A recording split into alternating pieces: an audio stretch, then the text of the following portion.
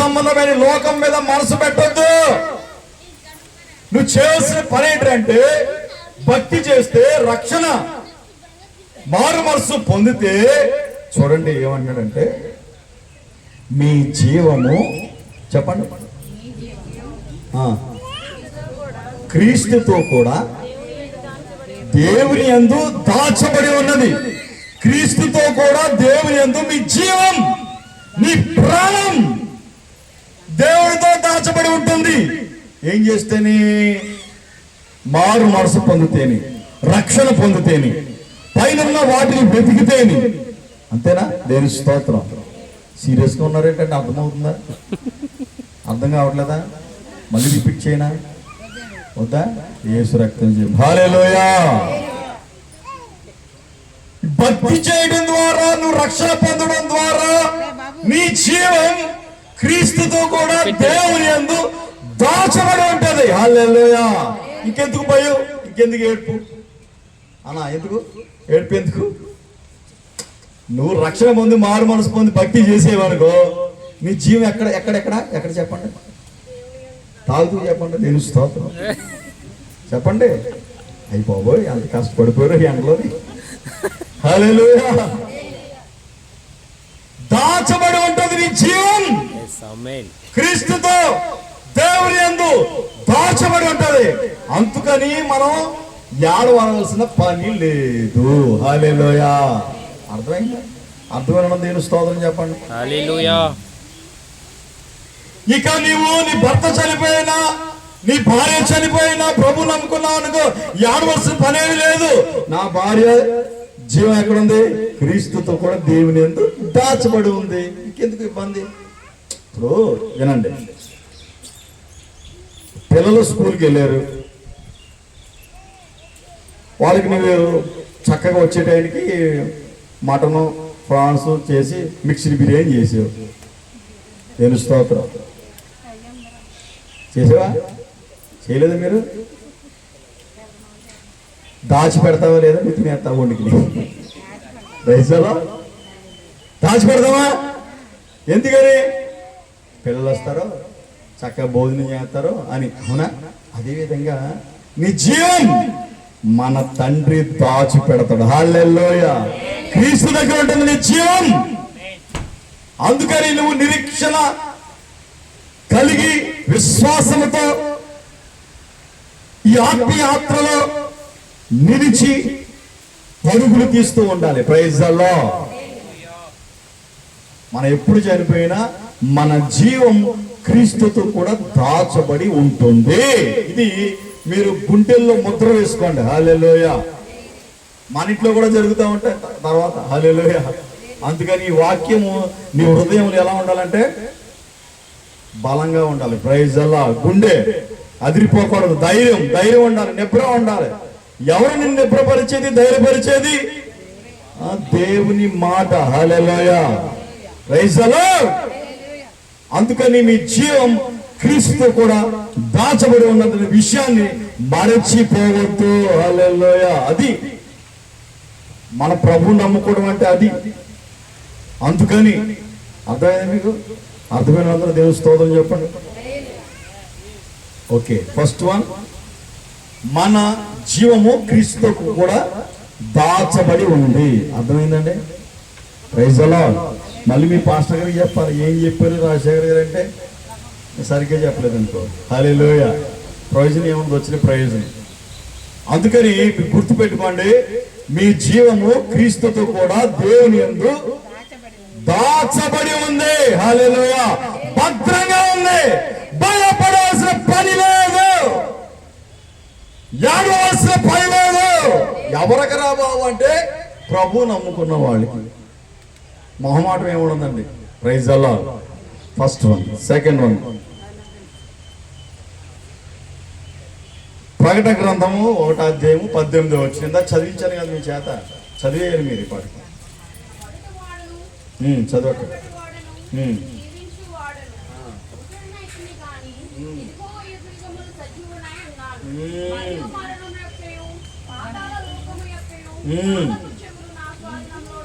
హల్లెలూయా. మన దేవుడు ఎవరో తెలుసా?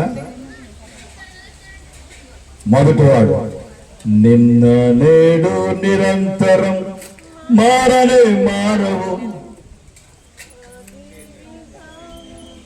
చెరగని వాడవు నీవే నీవే, నమ్మదగిన దేవుడవు, నీవు నా పక్షమై నిలిచేయున్నావు, నీవే నీవే, నమ్మదగిన దేవుడవు, నీవు నా పక్షమై నిలిచేయున్నావు, నిన్న నేడు నిరంతరం మారనే మారవు, నా జ్ఞాపకాలలో చెరగని వాడవు, నిన్న నేడు నిరంతరం మారనే మారవు, నా జ్ఞాపకాలలో చెరగని వాడవు. హల్లెలూయా. మన దేవుడు ఎవరో తెలుసా? మొదటివాడు, కడపటివాడు, జీవించేవాడును మృతుడినైతిని గాని ఇదిగో యుగ యుగములు సజీవుడినై ఉన్నాను, మరియు మరణం యొక్కయు పాతాళం యొక్కయు తాళపంచములు నా స్వాధీనములో ఉన్నది. హల్లెలూయా. మనం నమ్ముకున్న దేవుడు సజీవుడు, మృతిని జయించిన దేవుడు. పాతాళం యొక్క తాళపంచములు ఆయన వశమై ఉన్నాయి. హల్లెలూయా. అందుకని నువ్వు నమ్ముకోవాల్సింది ఎవరంటే, నేను ఆరాధిస్తున్న దేవుడు, ప్రకటిస్తున్న దేవుడు నజరేయుడైన యేసును నువ్వు నమ్ముకోవాలి. హల్లెలూయా. వాక్యమే కదా మనకు ఆధారం. కనపడేవాడు, మొదటివాడు, యుగ యుగాలు జీవించే దేవుడు మన దేవుడు, సజీవుడైన దేవుడు మన దేవుడు. ఆ దేవుడు నమ్ముకుంటే నీ జీవము దేవుడితో కూడా, క్రీస్తుతో కూడా దాచబడి ఉంటుంది. హల్లెలూయా. అందుకని మనం నమ్ముకోవడం లాభం ఏంట్రా బాబు అంటే, ప్రభు దగ్గర మన జీవం దాచబడి ఉంటుంది. హల్లెలూయా. అప్పుడు మనం తీర్పులోనికి రాం. సింహాసనాసీనుడైనటువంటి 24 పెద్దల మధ్యలో పరిశుద్ధులతో యుగ యుగాలు మనం దేవుణ్ణి పరిశుద్ధుడు పరిశుద్ధుడు పరిశుద్ధుడని గాన ప్రతి గానములతో ఆయన స్తుతిస్తూ ఉంటాం. పరిశుద్ధుడు అతి పరిశుద్ధుడు అని గాన ప్రతి గానములు చేయుచు ఉందుము. పరిశుద్ధుడు పరిశుద్ధుడు అని గాన ప్రతి గానములు చేయుచు ఉందుము. ఏక దేవుడైన యెహోవాను కెరూబులు సెరాపులు నిత్యము ఆరాధించుదురు. పరిశుద్ధుడు అతి పరిశుద్ధుడు అని గాన ప్రతి గానములు చేయుచు ఉందుము. అది ప్రభు నమ్ముకోవడం, మారు మనసు పొందడం, రక్షణ పొందడం అంటే ఇహలోక సంబంధమైన వాటి మీద మీరు మనసు పెట్టకుండా, భూ సంబంధమైన వాటి మన మీద మనసు పెట్టకుండా, పర సంబంధమైన వాటి మీద మనం ఆలోచన చేస్తూ, ఆయన వైపు చూస్తూ మనం నిరీక్షణ కలిగి ప్రభు వచ్చేంత వరకు ఈ భూమి మీద ఉండాలి. హల్లెలూయా. ఆయన వచ్చేందుకు రెప్పపాటున మారాలి. యేసయ్య చెంతకు మనకు రావు, మర్చిపోయారు అప్పుడే నేను డ్రింకులు తాగేసి. ప్రైజ్. హల్లెలూయా. రెప్పపాటున మనం మారుతాం. యేసయ్య వచ్చిన ఎప్పుడు రక్షణ పొంది మారు మనసు పొంది ఎవరైతే రెడీగా ఉంటారో ఆత్మీయ జీవితంలో, విశ్వాస జీవితంలో, వారు రెప్పపాటున ఎత్తపడతారు. Praise the lord. హల్లెలూయా. అందుకని పైన వాటిని మనం వెదకుండా, భూ సంబంధం వాటిని మనసు పెట్టకుండా, మన జీవం క్రీస్తుతో కూడా దాచబడి ఉంటుందనే నిరీక్షణతో మనము భక్తి చేయాలి. హల్లెలూయా. రెండో మాట చెప్పి ముగించేస్తాను. చెప్పమంటారు, మానేమంటారు? చెప్పమంటారా? దేవుని స్తోత్రం. హల్లెలూయా చెప్పండి, గట్టిగా చెప్పండి. మన దేవుడు మొదటివాడు, కడపటివాడు, జీవించేవాడు. దేవుని స్తోత్రం. హల్లెలూయా. యుగ యుగములు, ఎట్లా యుగ యుగాలు సజీవుడు మన దేవుడు. ఏమండి, ఏమనుకుంటారు మన దేవుడు? మనం ఎవరు అనుకుంటున్నా? సజీవుడైన దేవుడిని నమ్ముకున్నాం మనం. ప్రైజ్ అల్లా. ధైర్యంగా చెప్పండి, మన దేవుడు ఎవరు? సజీవుడైన దేవుడిని నమ్ముకున్నాం మనం. సిగ్గుపడని అవసరం లేదు. హల్లెలూయా. సిగ్గుపడని పనివాడి వల్ల మనం ఉండాలి. హల్లెలూయా. యుగ యుగాలు జీవించే దేవుణ్ణి నమ్ముకుంటే నీవు జీవించేవాడితో సహవాసం చేస్తే నీవు జీవిస్తావు. హల్లెలూయా. ఆపేవాడితో సహవాసం చేసేవనుకో యేసు రక్తమే చేయం. సహవాసం చేసేవనుకో అయ్యారు అంతే. ఆడ 3 ఎత్తే ఇది 6 ఎత్తాడు. యేసు రక్తం చేయం. హల్లెలూయా. మనం పరిశుద్ధులతో సహవాసం చేయాలి. ఎవరితో చేయాలి చెప్పండి? పరిశుద్ధులతో సహవాసం చేయాలి, దైవ సేవకులతో సహవాసం చేయాలి, విశ్వాసులతో సహవాసం చేయాలి. ఉన్నతమైనటువంటి స్థితులు, ఆత్మీయ జీవితంలో ఉన్న వారితో మీరు సహవాసం చేయాలి.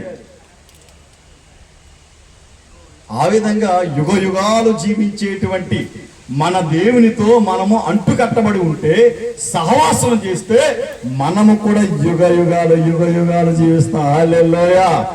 ఎంత ఆనందం అండి! ఇదేనా బ్రతుకు? ఇది కాదు మన బ్రతుకు. పరమందం ఉంది మన జీవితం. హల్లెలూయా. ఆనందం, సంతోషం, ఆయనతో నిత్యము పరిశుద్ధుడని గాన ప్రతిగానాలు చేస్తూ ఆనందమే. పరమానందమే ఆశ్రయపురమైన యేసయ్యా నీలో. ఆనందమే పరమానందమే ఆశ్రయపురమైన యేసయ్యా నీలో. ఆపత్కాలములన్నిటిలో ఆవరించిన అక్షయుడా నీకే స్తోత్రము. ఆపత్కాలములన్నిటిలో ఆవరించిన అక్షయుడా నీకే స్తోత్రము. ఆనందమే. హుషారుగా హుషూరు మాట ఉండదు. కొట్టు. హల్లెలూయా. Praise the lord. ఆకలేత్తనందరూ దేవుని స్తోత్రం చెప్పండి. 12:15 టైం. మీరు తినేది 9-8 కదా టిఫిన్. Praise the lord. ఆకలేదు. ఇంకో 10 నిమిషాలు చెప్పి ముగించేద్దాం. ఓకేనా? హల్లెలూయా. చెప్పరు హుషారుగా.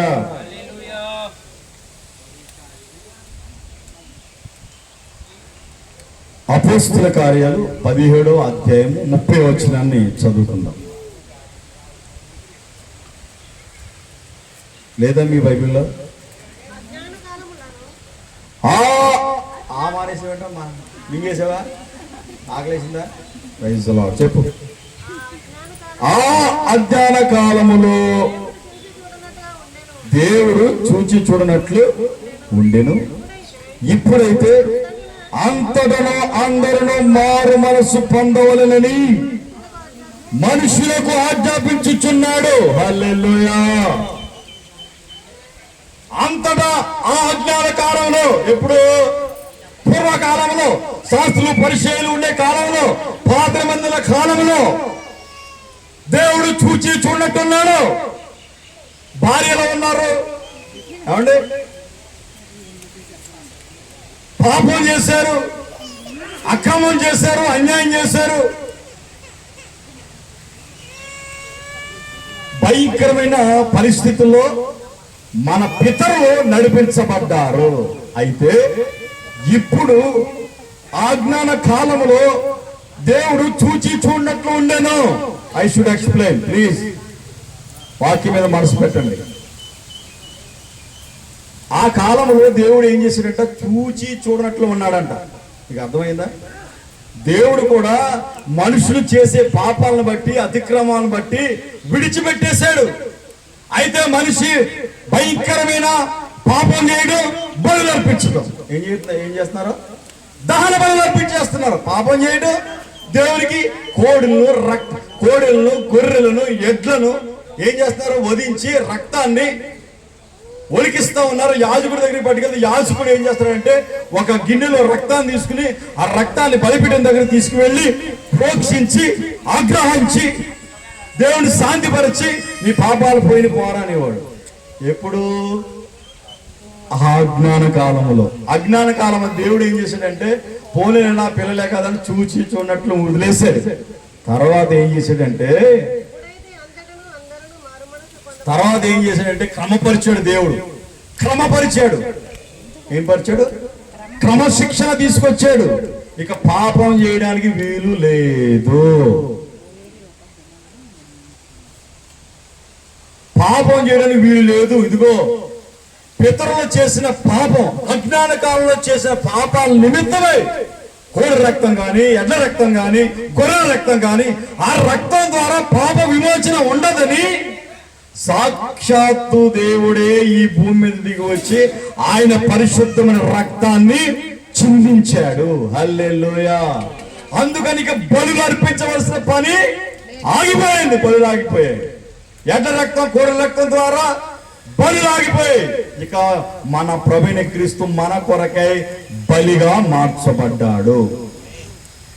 ఇక బలుల పని లేదు. ఏం చేసుకోవాలి? సింపుల్. ఏం చేయాలంటే చెప్తాను. ఆజ్ఞాన కాలంలో